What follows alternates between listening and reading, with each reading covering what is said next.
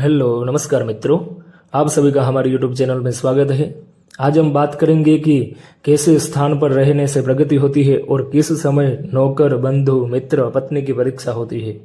तो चलिए जानते हैं कि जिस गांव में व्यक्ति का आदर सम्मान न होता हो और जहां आजीविका के साधन भी न हो और जहां बंधु सगे संबंधी न रहते हो, जहां शिक्षा प्राप्ति की संभावना भी न हो, तो चाणक्य कहते हैं कि वहां व्यक्ति को तुरंत स्थान छोड़कर चले जाना चाहिए।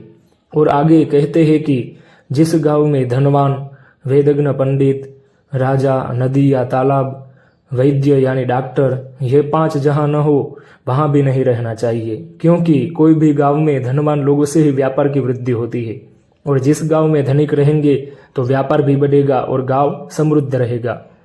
दूसरा, ब्राह्मण धर्म की रक्षा करने वाले हैं, क्योंकि ब्राह्मण के सिवा धार्मिक कार्य, विवाह आदि कार्य संपन्न नहीं होते, अतः ब्राह्मण की भी आवश्यकता होती है। तीसरा, राजा के बिना न्याय ही नहीं मिलेगा और सब अपना बस चलाएंगे और गांव में रोज झगड़ा होता रहेगा, इसलिए शासन प्रिय राजा की भी आवश्यकता है। चौथा, नदी या तालाब, क्योंकि जल ही जीवन है और जल होगा तो अच्छी फसल, अच्छे खेत होंगे और गांव समृद्ध होगा, यानी जल की भी आवश्यकता है। पांचवा कहा कि वैद्य यानी डॉक्टर, क्योंकि कभी भी इमरजेंसी में या कुछ हो गया तो तुरंत डॉक्टर के पास ले जाना पड़ेगा, इसलिए ये 5 रत्न की गांव में आवश्यकता होती है। और आगे जानेंगे कि कैसे कार्य में किसकी परीक्षा होती है।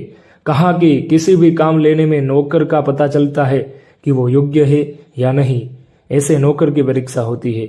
और अपने पे दुख या मुसीबत आने पर बंधु बांधव और मित्र की परख होती है कि वो मुसीबत में साथ देते हैं कि नहीं।